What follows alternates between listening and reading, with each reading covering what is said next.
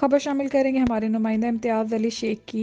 कश्मीर में ज़िले इंतज़ामिया व कश्मीर कलाकार आर्ट अकेडमी की तरफ से 2 रोज़ा सकाफ़ती मेले की तैयारियां जारी हैं। कश्मीर के सिटी पार्क में ये मेला होगा। मेले में कबड्डी, मल मला खड़ा व इस्लाही स्टेज शो पेश किया जाएगा।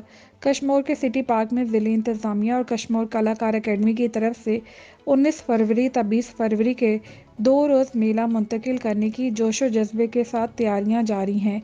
सकाफ़ती मेले के मेहमान ख़ास साबका ज़िला नाज़िम सरदार सलीम जान मज़ारी, MPA हाजी अब्दुर्रऊफ़ खोसो, SSP कश्मीर अमजद अहमद शेख होंगे।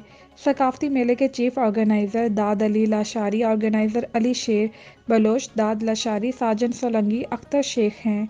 कश्मीर सकाफ़ती मेले में होंगे कश्मीर के स्काउट्स, कश्मीर के तलबा व तलबात के दरमियान होगा तकरीरी मुकाबला। मुल्क भर के मशहूर पहलवान दिखाएंगे ताकत के जोहर होगा। मल मलाखड़ा कश्मीर के मैदान में कबड्डी भी खेली जाएगी। पहले रोज़ मकामी फ़नकार अपने फ़न का मुज़ाहिरा करेंगे।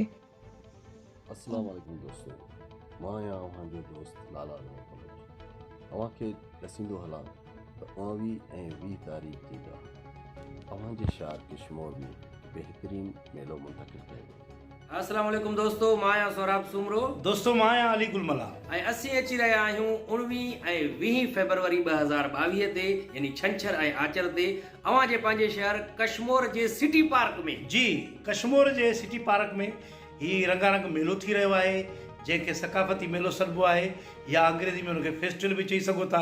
त इहो जेको आहे पहिरियां कंदकुट में थियो, हाणे कश्मीर में थिए थो।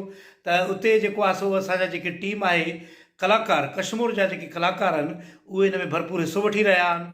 अस्सलाम वालेकुम दोस्तों, मां आवां जो पंहिंजो डायरेक्टर फ़हीम विया वठो। दोस्तों 19-20 फरवरी मां अची रहियो आहियां कश्मीर सिटी पार्क में, जिते कश्मीर जा कलाकार अवां जे साम्हूं पेश करे रहिया आहिनि अदबी, सकाफ़ती ऐं गुलनि जी नुमाइश। कोडी तमामु घणो मच मोर बेटर तव्हां जे लाइ प्रोग्रामनि जो बंदोबस्तु कयो वियो आहे। अस्सलाम वालेकुम या अली मदद, मां अवां जी पंहिंजी रिमशा शहज़ादी ऐं हीउ वीडियो ठाहिण जो मक़सदु आहे त मां अवां खे ॿुधाईंदी हलां त अवां जे पंहिंजे शहर कश्मीर में थी रहियो आहे 2 ॾींहंनि जो हिकु सकाफ़ती मेलो।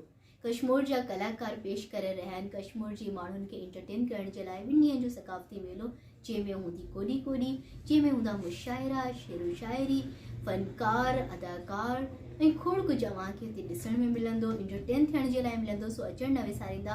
19 ऐं 20 फरवरी ते पंहिंजे शहर तव्हांजी कश्मीर में अचण जो हंधि सिटी पार्क कश्मीर। अस्सलाम वालेकुम दोस्तों, मां या अवां जो पंहिंजो आशिक़ अली ताहिर अवां खे ॿुधाईंदो हलां त तारीख़ 19 ऐं 20 फरवरी ते कश्मीर में, जी हाँ, कश्मीर में हिकु तमामु बहितरीन इल्मी, अदबी ऐं सकाफ़ती मेलो थियण पियो।